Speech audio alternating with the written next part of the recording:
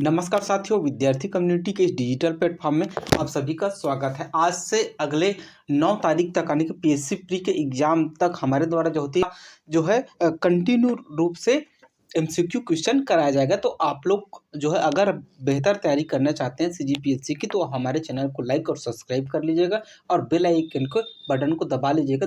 जैसे ही अपलोड यहाँ से किया जाएगा आप लोगों तक नोटिफिकेशन पहुंच जाएगा। तो चलिए हम आज का सेशन स्टार्ट करते हैं। और आज का पहला जो हमारा क्लास है वो संविधान से संबंधित है और संविधान के भाग 1 से लेकर 4 तक के पहले हम जो होती है सीरीज में देखेंगे। और ये हमारा जो सेशन है वो हिंदी और इंग्लिश दोनों में होगा।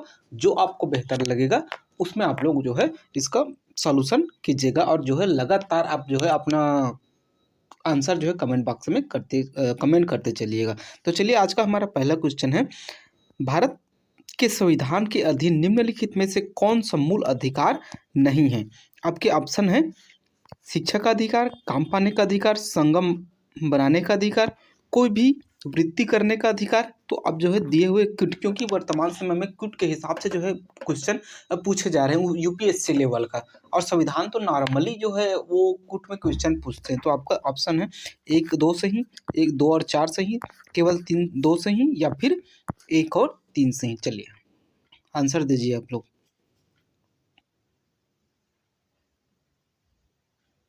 क्वेश्चन चलिए मैं बताता हूँ, क्वेश्चन को आप लोग ध्यान से देखिएगा। क्वेश्चन में पूछा गया है कि भारत के संविधान के अधीन निम्नलिखित में से कौन मूल अधिकार नहीं है। तो आप लोग जो होती है मूल अधिकार नहीं है, तो कौन कौन से मूल अधिकार है।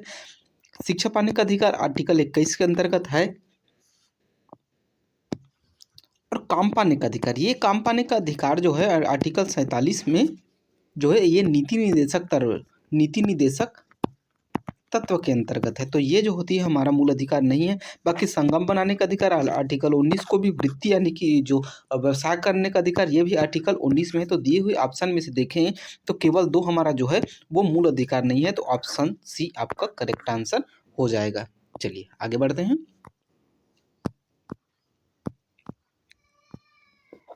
अगला क्वेश्चन है हमारा, निम्नलिखित में से कौन भारत के संविधान के संघात्मक लक्षण हैं। लिखित संविधान, एकीकृत न्यायपालिका, द्विसदनी व्यवस्था, आपात उपबंध, या फिर अखिल भारतीय सेवाएं। जो कुट दिया है उस हिसाब से आप लोग जो है वो आंसर कमेंट बॉक्स में कमेंट कीजिएगा। चलिए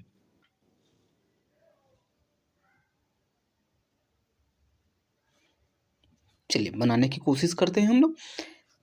जो संविधान में जो है 2 प्रकार के जो होती है ये लक्षण दिए हैं, एक संघात्मक होता है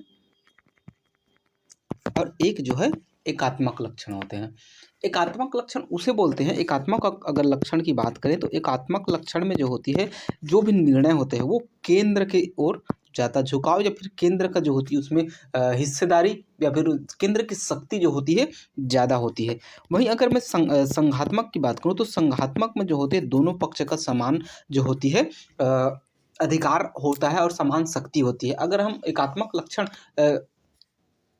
संघात्मक लक्षण में देखें तो लिखित संविधान है। उसके बाद अगर लिखित संविधान भी जो होती है हमारा संघात्मक लक्षण है, क्योंकि लिखित संविधान में दोनों का जो होती है समान रूप से जो है शक्तियों का विभाजन होते हैं। वहीं स्वतंत्र न्यायपालिका जो होती है केंद्र और राज्य दोनों को समान रूप से देखती है। केंद्र तथा राज्यों में पृथक सरकारें भी जब स्थापित की जाती है केंद्र और राज्य में, तो जो होती है दोनों की अपनी अपनी अलग शक्तियाँ होती है, दोनों के अपने विशेषाधिकार होते हैं।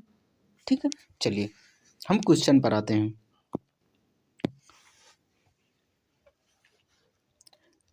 लिखित संविधान, अगर हम लिखित संविधान को देखें तो ये हमारा जो होती है वो है संघात्मक लक्षण है। अभी मैंने आप लोगों को बताया संघात्मक लक्षण है। वहीं जो होती है एकीकृत न्यायपालिका ये भी संघात्मक लक्षण है। एक मिनट देखिए, यहाँ पर एकीकृत न्यायपालिका दिया, अगर एकल न्यायपालिका दिया रहता तो ये जो होती है संघात्मक में जरूर आता।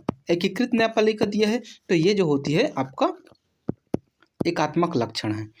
द्विसदनी व्यवस्था, द्विसदनी अभी मैंने बताया कि जो होती जहाँ केंद्र और राज्य दोनों के जो होते समान शक्तियाँ होती है वो जो होती है वो अपने संघात्मक में आता है। तो ये द्विसदनी व्यवस्था ये संघात्मक। तो दिए हुए ऑप्शन में से देखिए ये दोनों 1 और 3 कहाँ है, ये यहाँ है ऑप्शन सी। तो ऑप्शन सी आपका सही है। वहीं आपातकालीन उपबंध में आप देखते ही होंगे कि आपातकालीन उपबंध में केंद्र सरकार का ही चलती है। वहीं अखिल भारतीय सेवाएं मतलब जी यूपीएससी लेवल का, जिसमें जो होती है राज्यसभा इसका निर्माण जो होती है अपनी अनुशंसाओं के आधार पर कर सकती है। चलिए, तो आपके ऑप्शन सी इसका सही आंसर है। अगला क्वेश्चन पे आ जाते हैं। हमारा अगला क्वेश्चन है, निम्नलिखित में से कौन सी भारतीय संविधान की एकात्मक विशेषताएं हैं? अब देखिए, वहां हम पिछले क्वेश्चन में देखे थे संघात्मक विशेषताएं, अगला क्वेश्चन में दिया है एकात्मक विशेषताएं। एकात्मक विशेषताएं पहले बता, जो केंद्र सरकार के पक्ष में ज्यादा हो। एकल नागरिकता, एकल संविधान, एकीकृत न्यायपालिका, संघ और राज्य के बीच शक्तियों का विभाजन, आपात उपबंध। आप जो है दिए हुए कोड के हिसाब से आंसर लगाइएगा। चलिए, आंसर लगाइए आप लोग। मैं आप लोगों को समय इसलिए दे रहा हूं कि आप लोग जो होती है स्वयं से इसका सॉल्यूशन कर पाएं, और कमेंट बॉक्स में आप लोग जितना कमेंट करेंगे, जितना जो होती है आंसर बताने की कोशिश करेंगे, उतना ही आपका नॉलेज जो होती है इम्प्रूव होगा। ठीक है, मैं तो फिर आप लोगों को बताऊंगा ही। चलिए, देखते हैं बनाने की कोशिश। एकल नागरिकता, एकल नागरिकता है अपने जो होती है एकात्मक लक्षण, क्योंकि जो होती है इन दोनों एकल नागरिकता और एकल संविधान, संविधान में संशोधन करने का अधिकार और नागरिकता संबंधित विभिन्न प्रावधानों का नियम जो होती है वो संसद ही बना सकती है। एकीकृत न्यायपालिका, एकीकृत न्यायपालिका को देखें तो एकीकृत न्यायपालिका भी जो होती है वह संघात्मक लक्षण के अंतर्गत आती है। वहीं अगर हम देखें संघ एवं राज्यों के बीच शक्ति का बंटवारा, तो ये जो होती है संघात्मक लक्षण के अंतर्गत आता है, जिसमें जो होती है केंद्र और राज्य दोनों के पास अपनी अपनी राज्य सरकार अपनी अपनी सरकार को चलाने के लिए विशेष शक्तियां होती है। आपातकालीन प्रावधान, तो हमने पिछले क्वेश्चन में देखे आपातकालीन उपबंध, तो ये सभी जो होती है, अब अगर हम देखें तो हमारा कौन कौन सा, एक, 2, 3 और ये जो है 5, ये सभी के सभी जो है वो एकात्मक लक्षण है। वही 4 जो है वो संघात्मक लक्षण के अंतर्गत है। तो आपके ऑप्शन कहाँ है?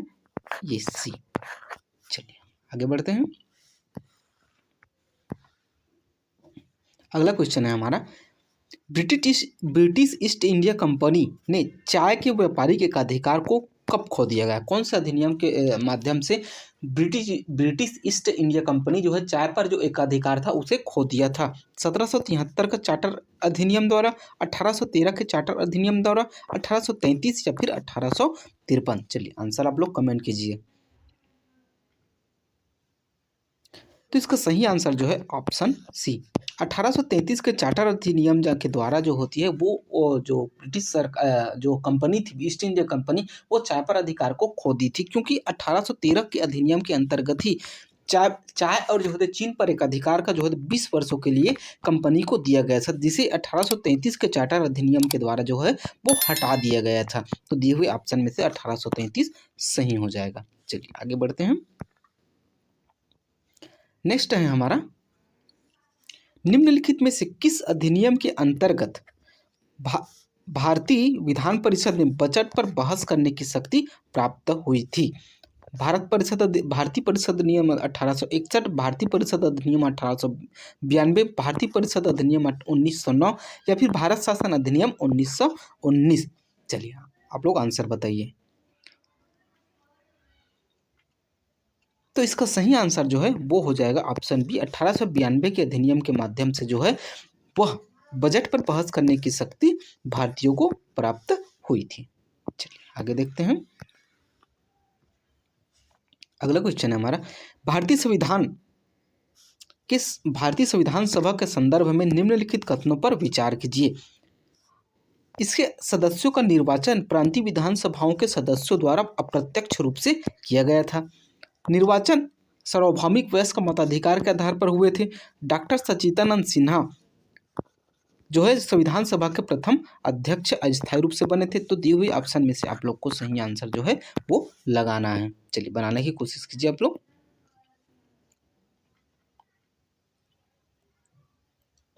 चलिए, देखते हैं कौन कौन से सही कथन जो है वो सही हैं। इनके सदस्यों का निर्वाचन प्रांतीय विधानसभाओं के सदस्यों के द्वारा अप्रत्यक्ष रूप से नहीं किया गया था। तो ये ऑप्शन जो है गलत हो जाएगा। बाकी ये दोनों जो है वो सही है। निर्वाचन सार्वभौमिक वयस्क मताधिकार के आधार पर हुए थे। वहीं सच्चिदानंद सिन्हा जो होते इनके अस्थायी सदस्य थे, जबकि स्थायी सदस्य जो है वो राजेंद्र प्रसाद स्थायी रूप से सदस्य बने थे। तो दिए हुए ऑप्शन में से कौन है? 2 और 3 सही है। तो 2 और 3 तो ऑप्शन बी आपका सही हो जाएगा। चलिए आगे बढ़ते हैं।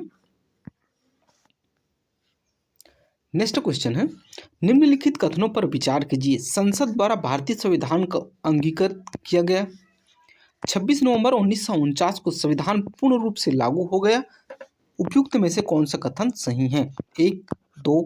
एक और दो दोनों, या फिर एक और दो दोनों नहीं। चलिए आप लोग आंसर बताइए, कमेंट कीजिए। आप लोग जब तक कमेंट करेंगे नहीं तब तक आप लोगों को कैसे मालूम होगा कि आपका क्वेश्चन किस लेवल तो आपकी तैयारी है। तो कमेंट करना बहुत जरूरी है। चलिए देखते हैं। संसद द्वारा भारतीय संविधान को अंगीकृत किया गया, ये जो होते गलत है।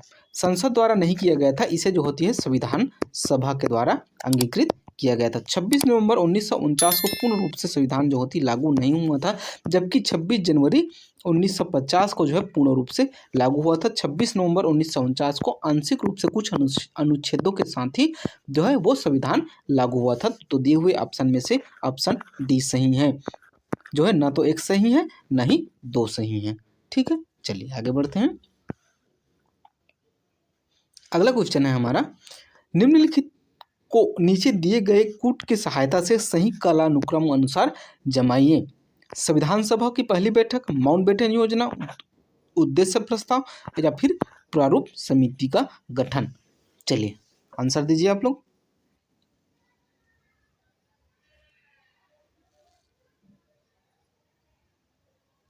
तो इसका सही आंसर जो है जमाने की कोशिश करते हैं हम। सबसे पहले आया था हमारा उद्देश्य प्रस्ताव, उसके बाद आया था हमारा जो है माउंटबेटन योजना। तो एक ये, फिर ये दूसरा ये आया था, फिर आया था हमारा जो है वो संविधान सभा की प्रथम बैठक, फिर जो होती संविधान सभा के अंतर्गत ही प्रारूप समिति का गठन किया गया था। तो दिए हुए ऑप्शन में से ऑप्शन ए जो होती है वो सही आंसर हो जाएगा। ठीक है, चलिए आगे बढ़ते हैं।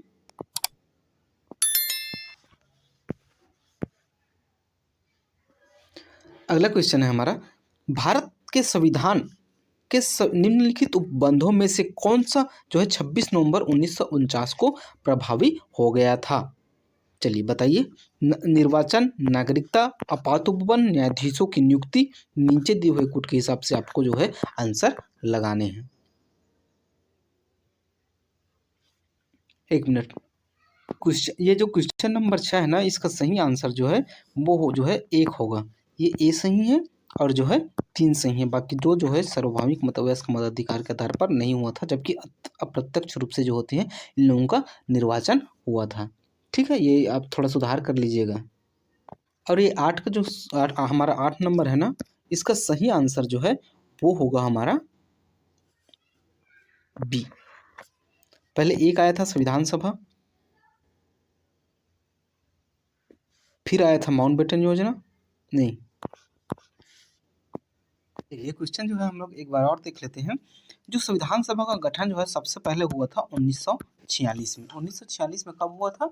1946 में 9 दिसंबर 1946 को। उसके बाद आया था उद्देश्य प्रस्ताव। उद्देश्य प्रस्ताव का जो होती है वो 13 दिसंबर 1946 को आया था।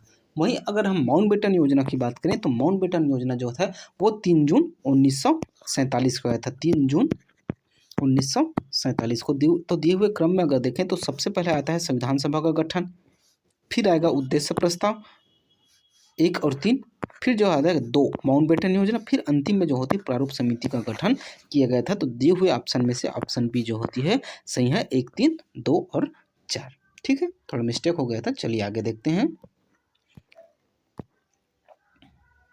अगला क्वेश्चन है हमारा, भारत के संविधान के निम्नलिखित उपबंधों में से कौन सा 26 नवंबर 1949 को प्रभावी हुए थे? चलिए बताइए। निर्वाचन, नागरिकता, आपात उपबंध, न्यायाधीशों की नियुक्ति, या फिर कौन कौन सा ये सही है? आप लोग कमेंट कीजिए।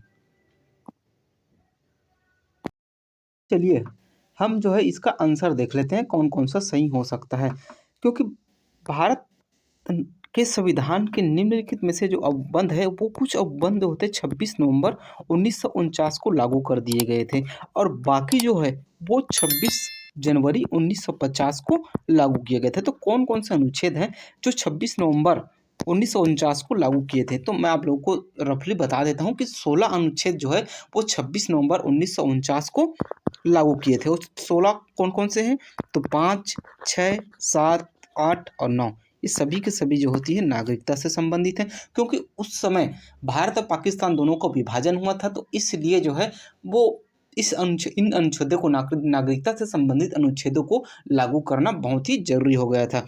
साथ ही साथ देख लेते हैं, एक बार और आप लोगों को बता देता हूँ, 5, 6, 7, 8 और 9, फिर है 160, 324, 366, 367 और 379, फिर है 380, 388, 391 और 392, 393 और 394। इस तरह से जो है ये 16 अनुच्छेद जो है 26 नवंबर 1949 को लागू कर दिए गए थे।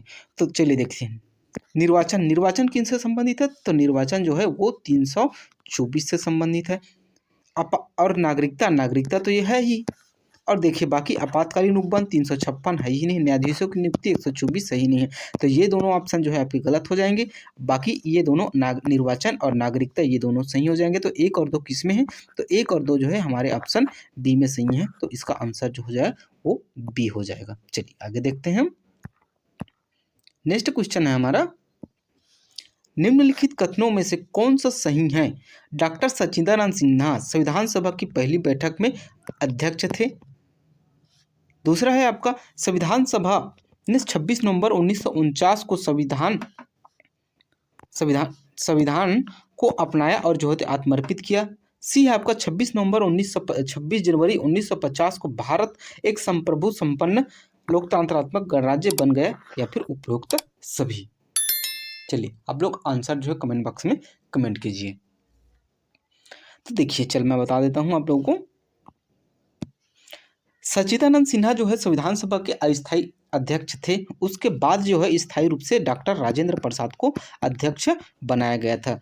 संविधान को 26 नवंबर 1949 को भारत के संविधान को अपनाया और अधिनियमित किया गया था, क्योंकि हम पढ़ते हैं कि आत्मर्पित अधिनियमित किया गया था मिति मार्ग शीर्ष शुक्ल सप्तमी को। तो ये जो है सही हो जाएगा, ये भी सही है। 26 जनवरी 1950 को भारत एक संप्रभु संपन्न लोकतंत्रात्मक गणराज्य बन गया, हमारे जो प्रस्तावना में इसका उल्लेख किया गया है। तो उपयुक्त सभी जो है इसका सही आंसर हो जाएगा। चलिए आगे बढ़ते हैं। अगला क्वेश्चन है हमारा, भारतीय संविधान की प्रस्तावना के संदर्भ में निम्नलिखित में से कौन सा सही क्रम है? लोकतंत्रात्मक गणराज्य, देखिए आप लोग पढ़िए, फिर मैं आपको डायरेक्ट आंसर बता देता हूं। ठीक है,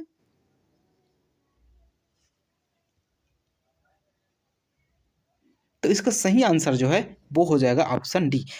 हमारे प्रस्तावना में लिखा गया है, हम भारत के लोग भारत को संपूर्ण प्रभुत्व संपन्न समाजवादी पंथ निरपेक्ष लोकतंत्रात्मक गणराज्य बनाने के लिए तथा यहाँ के लोगों को 3 प्रकार का अधिकार, न्याय, समानता और स्वतंत्रता देने, ऐसी बंधुत्व भावना, ये सब जो है हमारे प्रस्तावना में दिया हुआ है। तो दिए हुए ऑप्शन में से ऑप्शन डी जो है ये सही क्रम होगा।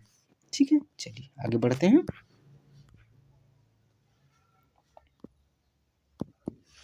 निम्नलिखित में से किस एक अधिनियम द्वारा भारत में संघीय न्यायालय की स्थापना की गई थी? 1861, 1909, 1919 और जो है उपयुक्त में से कोई नहीं। चलिए बताइए आंसर। तो इसका सही आंसर जो हो जाएगा 1919। ये तीनों में से कोई नहीं होगा, इनमें से कोई नहीं, जबकि जो है भारत में संघीय न्यायालय की स्थापना 1935 के अधिनियम के माध्यम से किया गया था। ठीक है, चलिए आगे बढ़ते हैं। देखिए आप लोग कमेंट बॉक्स में कमेंट का आंसर करते चलिएगा ना। आप वीडियो कभी भी देखें, आप कमेंट कीजिए, आप इससे आप जो है पता चल जाएगा कि आप लोग कमेंट और जो होती है मेरा आंसर मैच हो रहा है कि नहीं हो रहा है, और मैच नहीं हो रहा तो आपको और सुधार करने की आवश्यकता है। ठीक है, चलिए आगे बढ़ते हैं। भारतीय शिक्षा एवं साहित्य पर प्रतिवर्ष 1 लाख रुपये खर्च करने का प्रावधान किस अधिनियम के माध्यम से किया गया? 1813 के, 1833, 1853 या फिर 1858 के चार्टर अधिनियम से? चलिए आंसर दीजिए आप लोग। तो इसका सही आंसर जो है 1813, इसी 1813 के चार्टर के द्वारा यह जो होती प्रदान किया गया था। इसके साथ साथ ही जो होती है कंपनी का चीन और चाय के साथ जो है चीन और चाय के साथ जो होती है व्यापारिक का एकाधिकार को जो है 20 वर्षों के लिए बढ़ा दिया गया था और फिर 1853 के एक्ट के द्वारा चाय एवं चीन के साथ जो है कंपनी का व्यापारिक एकाधिकार को भी समाप्त कर दिया गया था 1833 के अधिनियम से। तो दिए हुए ऑप्शन में से जो है वो आपका ए सही है। ठीक है, चलिए आगे बढ़ते हैं। अगला क्वेश्चन हमारा, भारत के संविधान के संदर्भ में सामाजिक आर्थिक राजनीतिक न्याय का उल्लेख निम्नलिखित में से किन उपबंधों में हुआ है? उद्देशिका, मूलाधिकार, राज्य के नीति निर्देशक तत्व, मूल कर्तव्य। ये जो होते आपके कूट दिए हुए हैं, कूट के हिसाब से आपको आंसर लेना है। ठीक है, चलिए देखते हैं। उद्देशिका प्रस्ताव में जो होते साफ साफ दिया गया है कि जो है सामाजिक आर्थिक राजनीतिक न्याय का उल्लेख किया गया है। मूल अधिकार में जो होती कहीं भी ऐसा जो है उल्लेख नहीं किया गया है। और राज्य के नीति निर्देशक में तो इनका है ही, राज्य के कुछ भी जो है राज्य जो है कोई भी जो होती विधि बनाएगी तो वह जो होती लोगों के सामाजिक आर्थिक राजनीतिक विकास के लिए जो होती है वो अपना जो होती है कोई भी विधि बना सकती है। तो दिए हुए और जो मूल कर्तव्य तो ऐसी कोई बात की ही नहीं गई है। तो दिए हुए ऑप्शन में से 1 और 3 जो होती है सही हो जाएगा। सामाजिक आर्थिक राजनीतिक न्याय का उल्लेख जो है उद्देशिका और मूल अधिकारों में देखने को मिलता है। ठीक है, चलिए आगे बढ़ते हैं। नेक्स्ट क्वेश्चन है हमारा, भारतीय संविधान की प्रस्तावना में निम्नलिखित में से किन स्वतंत्रताओं का उल्लेख किया गया है? धर्म, आर्थिक अवसर, राजनीतिक विचार। ये पांचों में से कौन कौन सी स्वतंत्रता का उल्लेख जो होती है हमारे भारतीय संविधान में किया गया है? आप लोगों को इसका आंसर बताना है। ठीक है, चलिए मैं बता दूं। ये जो है डायरेक्ट पूछा है प्रस्तावना में कौन कौन से स्वतंत्रताओं की बात की गई है। तो धर्म की बात की गई है। बाकी आर्थिक स्वतंत्रता की बात को तो कहीं भी नहीं की गई। मूल संविधान में मूल अधिकार में था, लेकिन उसे भी जो होती 42वां संविधान संशोधन 1976 के तहत हटा दिया गया था और जो होते इसे अनुच्छेद 300 क यानी कि ए में जो होती है उल्लेखित किया गया है। और जो होते इसमें जो होती है यूपीएससी लेवल जो होती है ये क्वेश्चन पूछता है अक्सर कि जो है हमारा संपत्ति का अधिकार कौन सा अधिकार है। तो यूपीएससी जो होती है वो स्टेट जो इंडिया लेवल में एक क्वेश्चन पूछा जाता है तब इसका आंसर जो आर्थिक स्वतंत्रता का आंसर जो है वो लेता है विधिक अधिकार है। जबकि सीजीपीएससी सीजीव्यापा मान छत्तीसगढ़ से संबंधित कोई भी एग्जाम हो उसमें संपत्ति के अधिकार को संवैधानिक अधिकार लेता है। ये बहुत ही फेवरेट क्वेश्चन है सीजीपीएससी और सीजीव्यापम का कि संपत्ति का अधिकार कौन सा अधिकार के अंतर्गत आता है। तो ये जो होती है संवैधानिक अधिकार के अंतर्गत आता है। अगर आप छत्तीसगढ़ में एग्जाम दे रहे हैं तो संवैधानिक अधिकार लेना है। ठीक है, साथ ही साथ अगर देखें अन्य को तो आर्थिक स्वतंत्रता दी गई, अवसर की जो होती है समता दी गई है, राजनीतिक जो होती है स्वतंत्रता नहीं दी गई है, विचार एवं अभिव्यक्ति की स्वतंत्रता हमारे जो होती है प्रस्तावना में दी गई है। तो दिए हुए ऑप्शन में से ऑप्शन सी सही हो जाएगा। धर्म की स्वतंत्रता और विचार एवं अभिव्यक्ति की स्वतंत्रता दी गई है, ये प्रस्तावना में दी गई है। और जो होते सामाजिक आर्थिक राजनीतिक जो होती है ये न्याय की बात की गई है। सामाजिक आर्थिक राजनीतिक न्याय की बात की गई है। स्वतंत्रता की बात जो है धर्म, विचार, अभिव्यक्ति, उपासना, ऐसे जो होती है 5 स्वतंत्रता की बात जो होती है हमारे संविधान में की प्रस्तावना में की गई है। मैं आप लोगों को बता देता हूँ। अगर हम प्रस्तावना की स्वतंत्रता की बात करें तो इसमें दी गई है विचार। देखिए इसका क्रम भी पूछता है ना, आप लोग इसको याद कर रखिए। विचार, फिर आता है अभिव्यक्ति, फिर विश्वास, आप सुनते रहिएगा लिखावट में मत ध्यान दीजिएगा, धर्म और उपासना। ये जो है 5 जो होती है संविधान की प्रस्तावना में 5 स्वतंत्रता की है। विचार, अभिव्यक्ति, विश्वास, धर्म और उपासना की स्वतंत्रता दी गई। वहीं न्याय की बात करें तो सामाजिक आर्थिक राजनीतिक 3 जो है न्याय की बात की गई है। सामाजिक, आर्थिक और जो होती है राजनीतिक न्याय की बात की गई है। ठीक है, तो ऑप्शन जो होती है आपका ये सी सही हो जाएगा। चलिए आगे बढ़ते हैं। नेक्स्ट क्वेश्चन है, किस अधिनियम की प्रमुख विशेषता प्रांतीय स्वायत्तता थी? भारत शासन अधिनियम 1935, भारत शासन अधिनियम 1919, भारत शासन अधिनियम 1904 या फिर भारत शासन अधिनियम 1858? चलिए आंसर दीजिए आप लोग। तो प्रांतीय स्वायत्तता की बात जो होती है वो भारत शासन अधिनियम 1935 में की गई थी। तो ये इसका आंसर जो होती है ऑप्शन ए सही हो जाएगा। ठीक है, चलिए आगे बढ़ते हैं।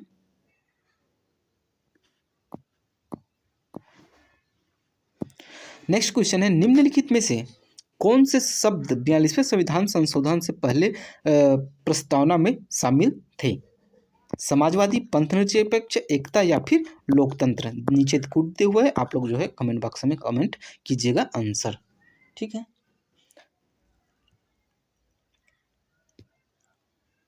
तो इसका सही आंसर जो है हम बनाने की कोशिश करते हैं।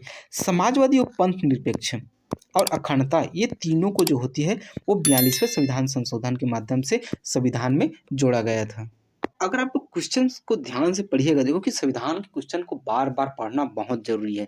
पूछ क्या रहा है, देखिए 42वें संविधान संशोधन से पहले प्रस्तावना में शामिल थे, मतलब कि जो बाद में जोड़े गए हैं वो नहीं। और देखें तो समाजवादी, पंथ निरपेक्ष और अखंडता, समाजवादी, पंथ निरपेक्ष और अखंडता, ये तीनों के तीनों जो है 42वें संविधान संशोधन 1976 के द्वारा संविधान में जोड़े गए थे। जबकि एकता और स्वतंत्रता, लोकतंत्रात्मक, ये जो है संविधान की मूल प्रस्तावना में शामिल थी। तो दिए हुए ऑप्शन में थे, ऑप्शन सी जो है सही हो जाएगा। ये पहले से शामिल जो होती है वो 3 और 4 है। एकता और लोकतंत्रात्मक जो है वो हमारे संविधान की प्रस्तावना में पहले से शामिल है, जबकि समाजवादी और पंथ निरपेक्ष और अखंडता शब्द को 42वें संविधान संशोधन 1976 के माध्यम से संविधान में जोड़ा गया था।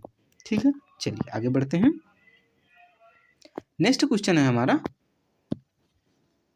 निम्नलिखित में से किस अधिनियम ने प्रांतों में द्वैत शासन आरंभ किया था?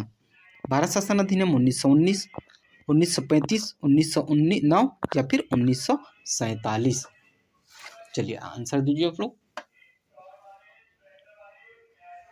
तो इसका सही आंसर हो जाएगा 1919 के अधिनियम के माध्यम से प्रांतों में द्वैत शासन आरंभ किया गया था, जबकि 1935 के अधिनियम के माध्यम से जो है केंद्र में जो होती है द्वैत शासन स्टार्ट किया गया था।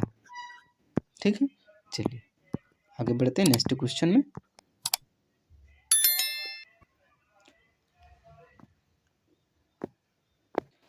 अगला क्वेश्चन है हमारा, निम्नलिखित को संविधान की प्रस्तावना में अग्रलिखित क्रम में व्यवस्थित कीजिए। समता, स्वतंत्रता, बंधुत्व, न्याय। क्योंकि ये क्रम जो होते हैं डायरेक्ट पूछा जाता है और मैं अभी अभी आप लोगों को ये पूरा डिटेल बताया, तो ये क्वेश्चन तो आप लोगों से बनना ही चाहिए।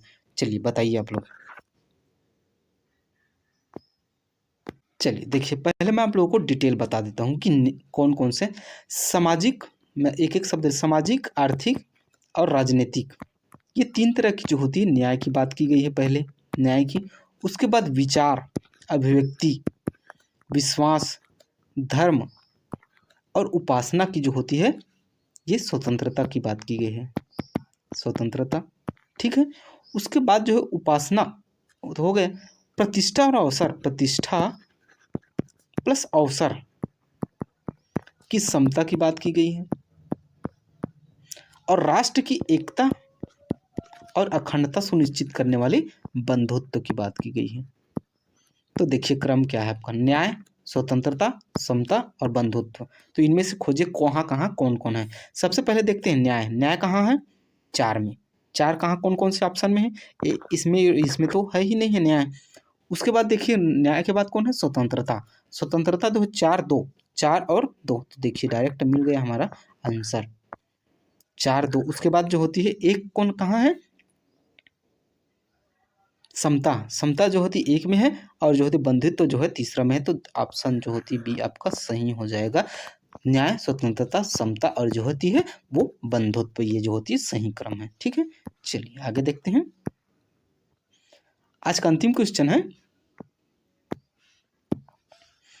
भारतीय संविधान की प्रस्तावना में उल्लेख है प्रतिष्ठा की समता, अवसर की समानता, विचार की समानता, 1 2 2 3 1 3 या फिर 1 2 3? चलिए आंसर दीजिए आप लोग।